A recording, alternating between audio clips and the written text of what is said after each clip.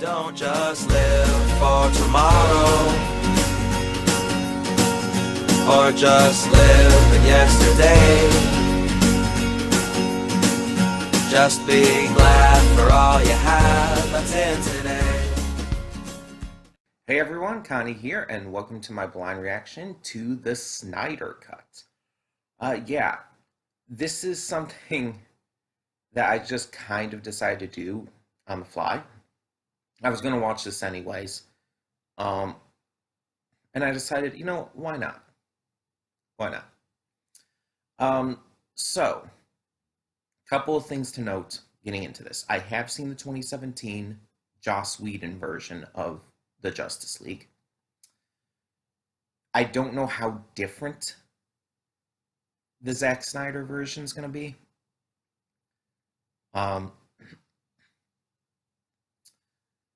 Considering it's 4 hours long, there's probably going to be quite a few differences, but there's also going to probably be quite a few things that are the same. We'll have to see. We'll have to see. And speaking of 4 hours, so the reaction is going to be split into two separate parts.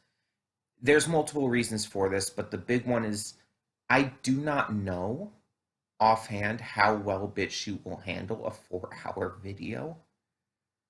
So I'm going to be splitting up into two different recording sessions, and both of those will be put up separately. I will try to end off the first one like at the end of a scene or whatever, like as best I can. But that's what I'm going to have to do. So it's going to be two 2 hour videos. Basically, I'll link in the description both part one and part two on both BitChute and Google Photos. So there will be 4 links instead of 2. Again, this is because I don't know how well BitChute specifically will handle a 4 hour video. So just to be safe, we're going to do it this way. And on top of that, although I could sit through 4 hours at a time of watching something, I don't like to because I tend to get distracted easily. I tend to be it's hard for me to be able to watch the same exact thing for too long of a period at a time. So I try not to do it because I end up like kind of losing focus on it if I do. So doing 2 hours, taking a break, and then recording the other 2 hours will probably be the best option for keeping my focus as well. Plus, since I am reacting to it, it'll take a lot more out of me anyways. So that is another reason why I should cut it into 2 parts. But let's talk about the actual movie. So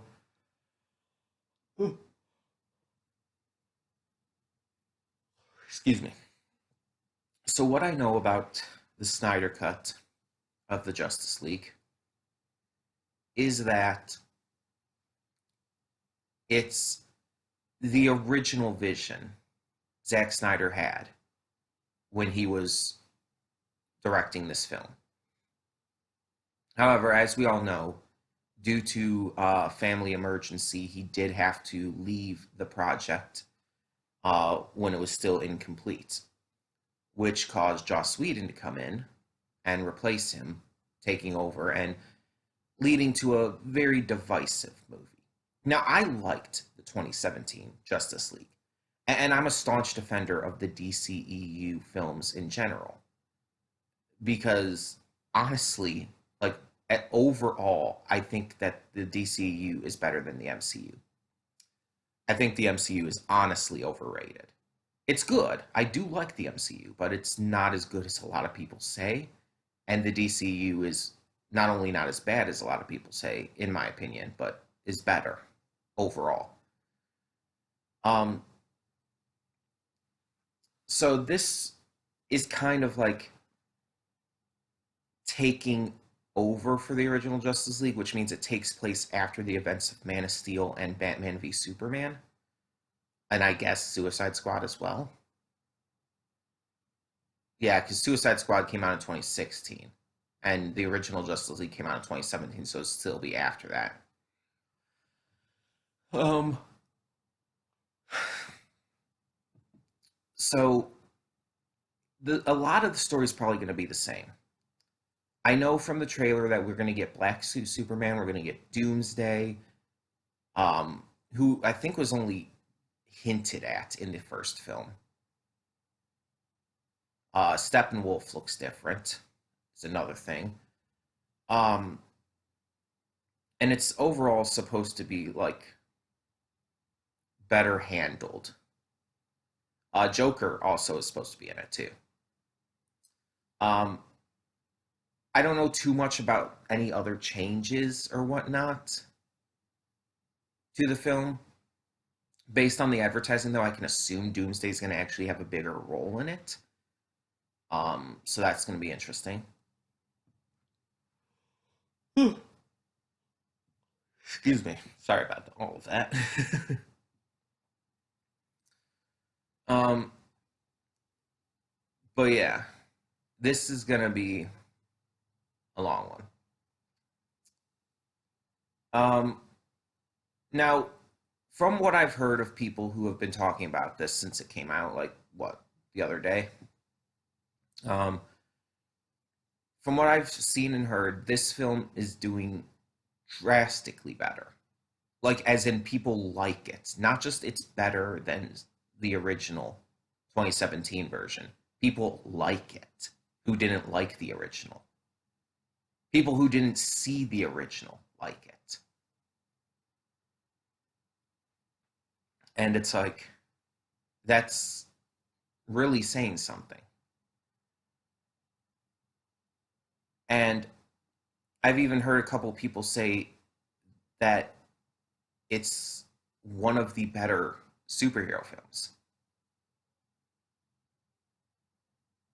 Which, I mean, those might be just a couple of people, mind you, but still, the fact that people are saying that. And there are still people who are saying it's bad. There are still people who are saying it's bad or it's too long is a big one I've seen. Which it's like it's only like an hour longer than Troy. It's really not that bad. You don't have to watch it all in one sitting, you know. Um, I don't know how many people have actually seen Troy though, so to be fair. Um, but it is getting a drastically mostly positive reaction. Most people are extremely positive. Um, while the negative is still there and still noteworthy enough, but just nowhere near as much so. So I'm interested to see if they do anything more or new with Flash and Cyborg, considering they're the new additions for when Justice League originally came out. Um, because Wonder Woman, I think the Wonder Woman movie came out earlier the same year as Justice League. I think they both came out 2017. So Wonder Woman was already introduced at that point, if I remember correctly. Um, Plus, she did come in at the end of Batman v Superman, so there's that as well. So she, Batman, and Superman were already like part of it. Aquaman was new too. Okay, yeah, because the Aquaman movie came out after Justice League. So Aquaman, Cyborg, and Flash. It's going to be interesting to see what they do with them in this as the new members of the group comparatively. Just in comparison to what they did with the um,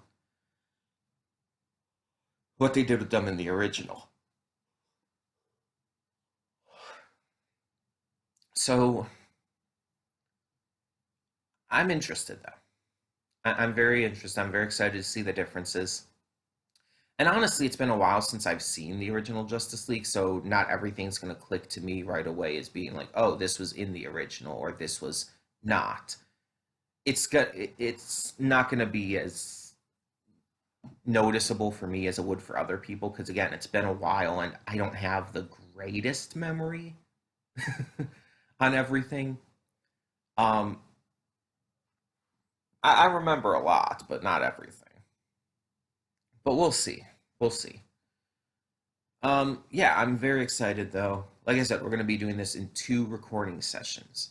So when you go down to the description below to go to the movie, you'll have to go to part one first and then to part two afterwards. Um, it's just the only really real option I could think of to get this up because maybe 4 hours would be fine on BitChute and everything, but I don't know, and I don't necessarily want to risk it. Plus, again, having that break in between is going to help me as well. Just get back into the swing of things afterwards and just not to lose too much interest. Plus, getting to have lunch at that point was going to be very nice. Either way, either way, we're going to get this started. So, yeah, when the screen fades to black, pause this redirect and go to the description below. Follow the link to the reaction and both parts of the reaction, by the way, parts 1 and 2. And after you watch it, come back here to the redirect and resume play. Because after it fades to black and then fades back in, everything from that point forward will be my afterthoughts and will contain spoilers to the movie. So that being said, thank you so much for tuning in, and I will see you at the reaction. And we are back, and we'll begin with spoilers in 3, 2, 1, now. And so there we have it. The 4-hour Zack Snyder's Justice League. First off, I want to say that I would probably, actually, I think I'm pretty confident in it. I would say that this was definitely better than the 2017 version, the Joss Whedon version we got, um, for a lot of reasons. And again, this is coming from someone who liked the 2017 version, but this was better. One of the big reasons was the pacing. Like, funny enough, that's actually the one thing I've heard people complaining about still. Like, I've been seeing this actually getting pretty damn good reviews, but the people I've seen complaining on social media are all they're saying is that it's too long. But actually, I think it was the perfect length. Not only does it not feel too long, it actually feels like it needed to be that long to get everything well said, to get everything done, to really handle everything that they did. All of the story, the character interactions, the backstories, everything, it felt really well handled, but it needed that amount of time to breathe. And that being said, going into that, the actual pacing of the film was perfect in that regard. It never felt like things were too slow. It never felt like things were too fast. There was never a moment where I thought it was like dragging or where I thought it was just rushing through certain things. It was honestly one of the best examples I could give you of pacing things out this well. The only critique I would say in regards to that would be the ending, the epilogue, because it threw a lot at us. Like,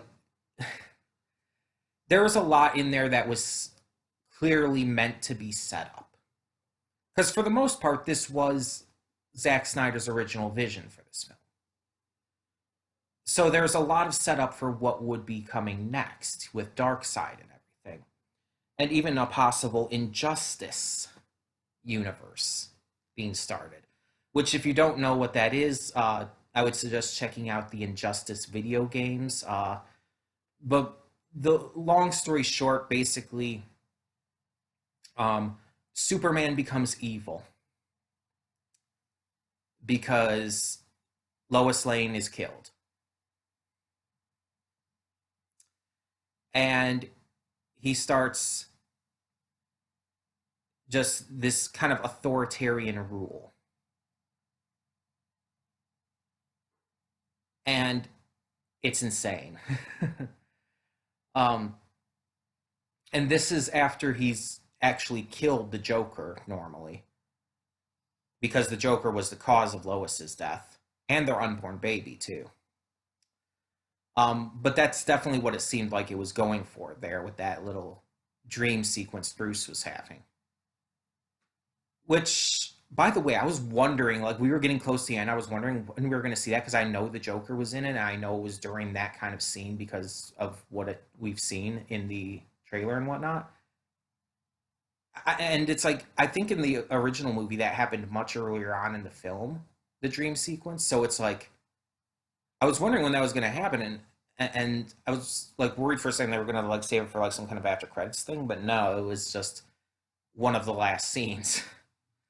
um, just kind of setting up for the future, and it definitely was foreshadowed earlier in the film with the entire thing about Lois Lane being the key, and that it's a sign of something darker.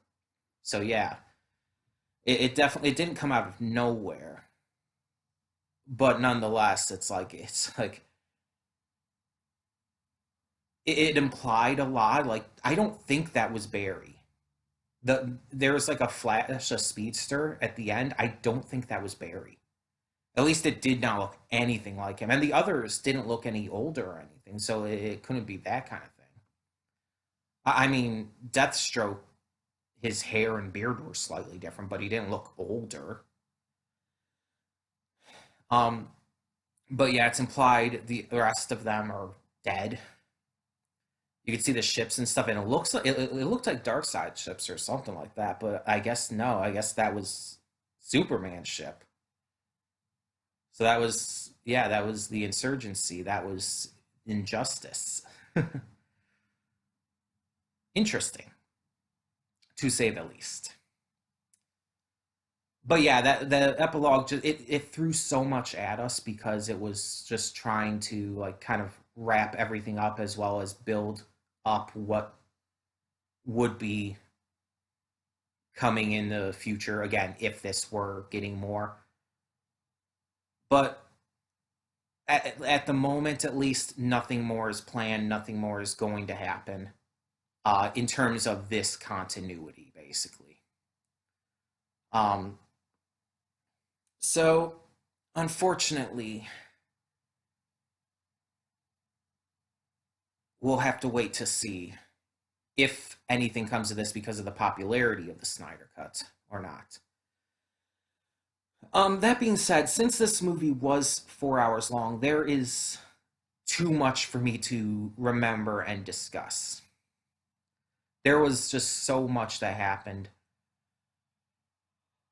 And if any of you watching this have seen even my One Piece reactions, you'll know that it's hard for me to sometimes keep track of everything that happened in the 4 episodes I react to each video for that. So, yeah, it's not really something I'm going to be able to talk about everything with. Um, this definitely had moments and stuff that I remember from the original, but there was also plenty of stuff that felt brand new. Plenty of stuff that felt like, okay, this clearly wasn't in the original, and so on and so forth. And from what I've gathered, from what I've heard, um, male person, sorry.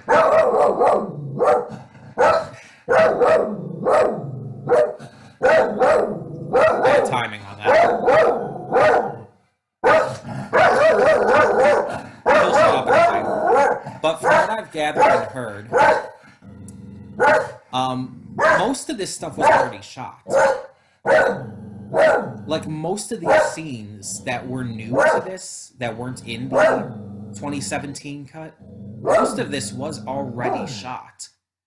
It's just it was cut from the 2017 version, and a lot of stuff involving Steppenwolf and Cyborg and whatnot. In fact, from what I heard, with Cyborg specifically, only one scene that was originally shot under Snyder's direction actually made it into the final Whedon product. Everything else with Cyborg apparently was like cut out or changed. But yeah, yeah, there were very few scenes that were actually had to be shot or reshot or whatnot for this Snyder cut. A lot of it, most of it, was already shot. It just wasn't used in the original, which is wild to think about. Because there was so much here with even the new stuff and stuff that was expanded on. It's like this already existed. The footage was already there. So just getting this all put together and just getting some final things finished up with shooting and everything, it's like there wasn't a lot to still do. And don't get me wrong, like again, as I said in the pre-thoughts, like I understand why Zack Snyder had to step away. He was completely in the right to do so. A family death is horrific and just something that you need to step away for. But at the same time, it's just it was so close to being finished, and Whedon, I wouldn't say fucked it up like some people would say, but he definitely went against Snyder's vision. And it's very clear these are two very different films. The way it's handled, the way it's paced, the way the events play out feel very different, even for parts that were either very similar or just the same as the original, as the Whedon cut. It feels different in almost every way. Like there were definitely scenes there I flat out remember, like when Aquaman is surfing the parademon in midair and crashes down into the building, comes out right before the Batmobile zooms by. Like, yeah, that was definitely in the original. In fact, when that was shown in the trailer for the original back in 2017, people flipped out and people loved that scene. And it's like there are jokes and stuff and interactions that were in the original, but everything felt better handled here. I think the music was different at a few points. Like during a lot of the big action scene, when they first started to invade Steppenwolf's fortress, I believe there was a lot more like bigger name music, I guess, because I know in the original they used I think it's Gary Clark Jr., a cover of Come Together, the Beatles song, and I think that was in that scene. But no, in this, I don't think there was any big name songs. It was definitely even just covers of big name songs. It was definitely its own thing with the music, and I think the music in that way felt more like it identified with this film. Because I like the Gary Clark Jr. cover of Come Together. It's a great cover, but it also felt like, okay, yeah, this is just a case of putting in a cool rock cover of a famous song into a film just because, cool rock cover of a famous song. In here, it's like the music felt like it was part of the movie's identity. And I think that really lent itself well to the different scenes, action, or whatnot. The characters felt more developed and better handled here too, just because there was so much more time to, well, develop and handle them. There was so much more time to give them that character, that development, that life. Seeing them interact with each other and others just allowed them to, going back to the title of that song, come together. It allowed them to feel like they were fully developed and realized. And again, I liked how they were handled in the original, but it's undeniable it was better here. And it was because it had more time. Like let me look this up. I want to check something just real quick here. Because this was 4 hours. Da, da, da, da, da, da, da. Let me check the original one's runtime. The runtime of the original was 2 hours, 120 minutes, literally half the time.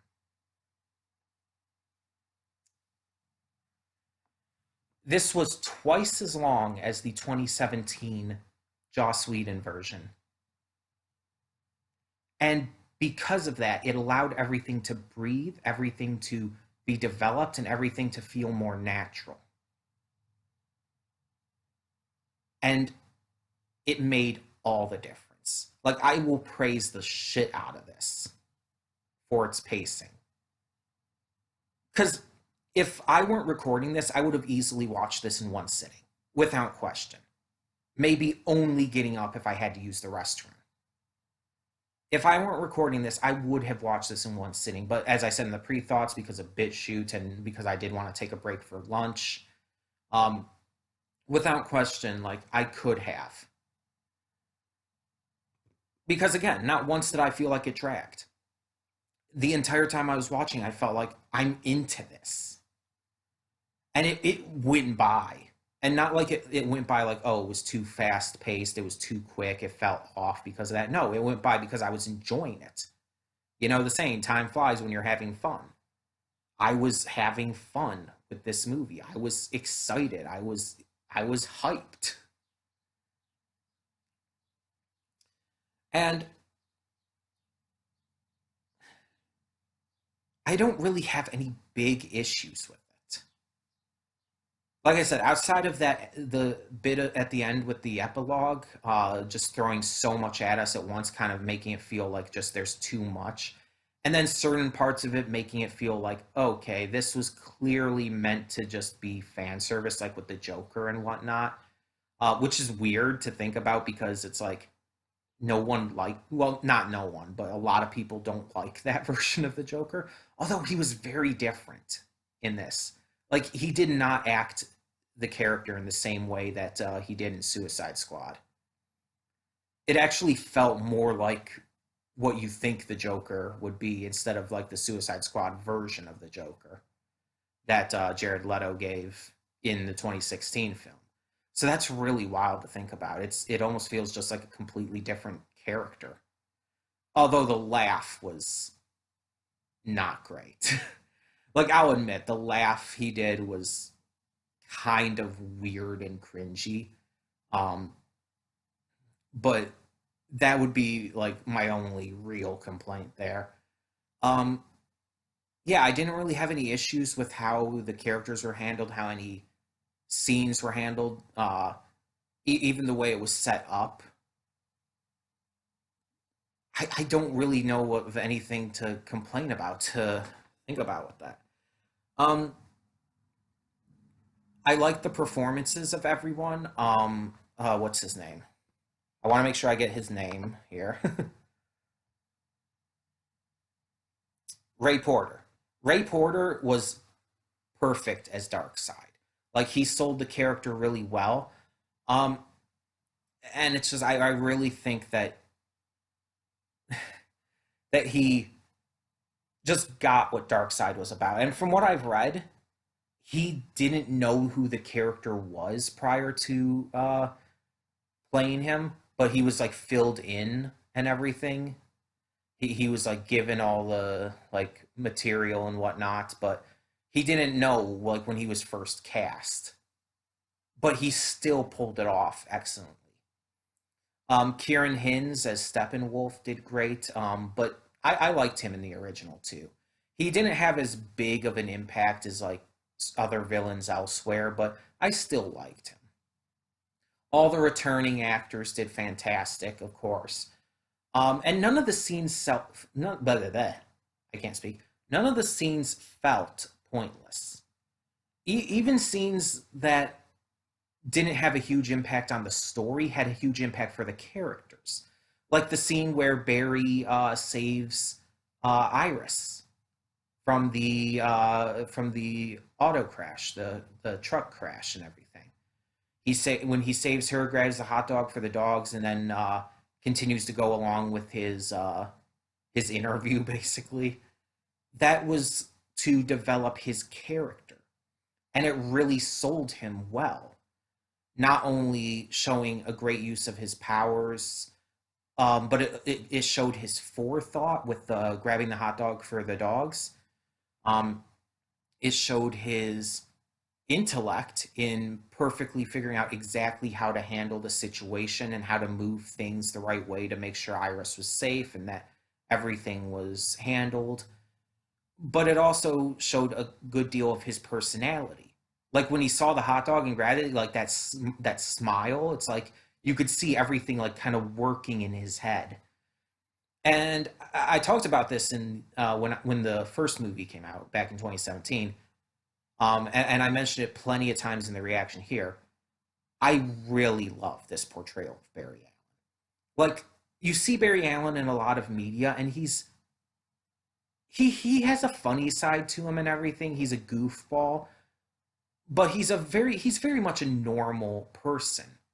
So the idea of having Ezra Miller portray him in a very kind of neurotic way, almost to the point of where he reads as autistic, actually makes him feel, ironically, more human.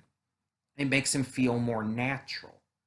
And not to mention, it gives a really likable performance with a character like if for those who have said like bah, I can't speak.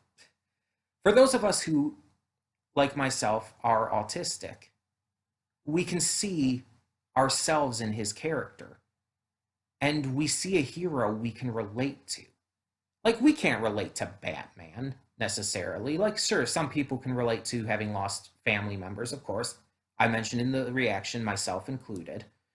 But it's like he's a billionaire, playboy, philanthropist. Like, we're not going to relate to that stuff. We're not going to relate to Diana with her upbringing. Some people might relate to Arthur because of, being mixed between Atlantean and human, having just the entire thing with being caught between two different worlds and all. Like, in some ways, yeah, but you also have to account in he's also royalty and stuff, and there's a lot to him that also you just can't connect to as much. Um, and with Cyborg, with Victor, he's another one like Flash who does have a little more to him that we can relate to.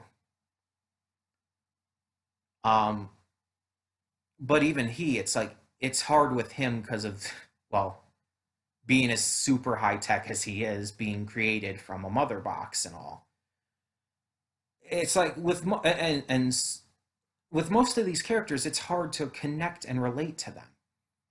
I mentioned in the reaction that's why Superman is as popular as he always has been because they work on making him a relatable dude as well, just this nice guy who just lives life and all. And they did that so well with the Flash in here. They made him feel like less of a generic character and more of a real person. And again, I'm not knocking the way the other characters are portrayed necessarily. I'm not knocking how Batman or Wonder Woman or any of them are portrayed. I'm just saying we do need characters in this kind of high action like fantasy superhero movie that we can connect to, that more people can relate to. And Barry, at least for me, was a huge one. I definitely got all of um, the nervousness, the fanboying that he goes through throughout the film, the awkwardness and stuff. It just even the moment like where he's pretending to be the truck driver and he's talking to the guy at the station and he turns around and it's like, why did I say that? And it's like I have felt that so many times you have no clue. You have no clue. Imagine being at a restaurant, someone tells you to your waitress and tells you to enjoy your meal and you say thanks, you too. It's that kind of situation where it's like you say something so awkward that you just instantly regret it. And it's like I relate to that. I get that. So it just did really well at it. It did well with the emotional scenes as well, um, such as the big emotional stuff with Lois and Clark. It was really well handled there. Um, and again, it felt like everything just fit better. Everything just kind of came together in a more fluid way. Like, basically, to put it this way, it felt like this is how it was meant to be, and it was. That's the thing. This is how this film was meant to be, and you can see that. You can see the love and passion put into this film, and you can see by comparison how much was left out of the Whedon cut. Not just because Whedon's version was 2 hours less, but you can see how much important development and growth and character and story was left out. Again, it feels like a different movie.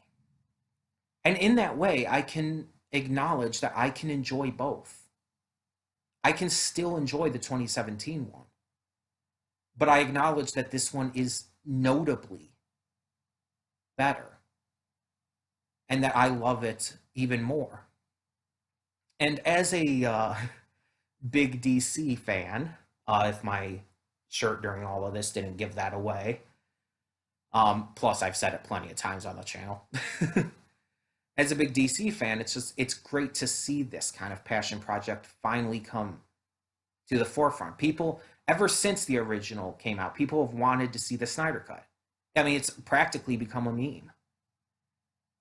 So seeing it finally happen and having it actually be genuinely this damn good and this much better to where people are praising the shit out of it, it's like, that's impressive. It's gotten so much more positive feedback than the original ever did. The original was excessively divisive, even leaning towards the negative. But this one has been actually mostly positive, with some detractors still out there, mind you, but still. That's insane how big of a flip this has had. And it just goes to show that directors should be allowed to complete their vision. And again, his reasoning for stepping out was perfectly understandable, and he was right to do so. But I'm glad that they still gave him the chance to show the world what he wanted this film to be. And in the end, I hope that when things like this happen in the future, maybe these companies will see how this movie did. And maybe they'll agree to like push back the film and push back production while the director or whoever needs to take that time off.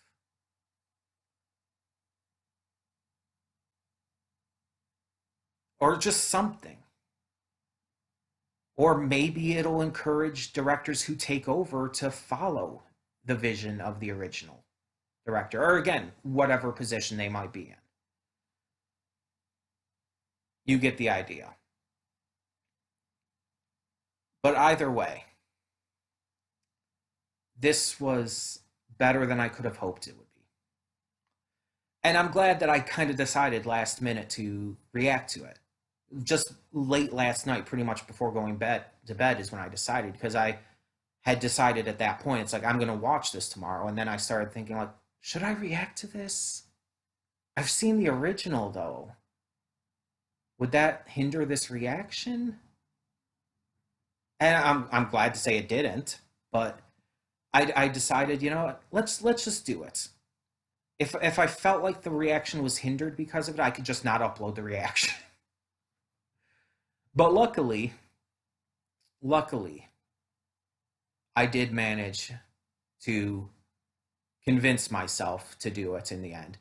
Like, I had been thinking about it throughout yesterday, and I just made the full decision last night. And I'm glad I did. I'm glad I did because I had a lot of fun with this. I enjoyed reacting to it. And I hope you guys enjoy watching it. Um, Tell me in the comments below, though, what you thought of Zack Snyder's Justice League. And tell me, like, what are some of your favorite stories and movies and shows and whatnot from DC Comics?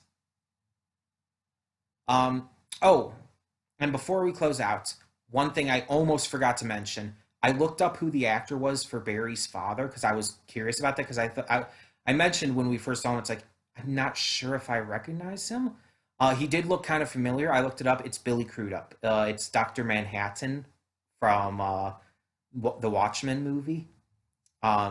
That's where I know him from. It's like I knew I recognized him, even though like during most of Watchmen he's in the blue. Is he in makeup or is that just CG? It might be just CG, actually. But either way, during most of the movie he's in blue. It does show him briefly before that accident happens, and so it's like I recognized him somehow from that. But I did recognize him. So having hey, there is that. But either way, like I said, tell me your thoughts on the Snyder cut down in the comments below. And thank you all so much for tuning in. For now, I'm Connie and I'm signing off. See y'all next time.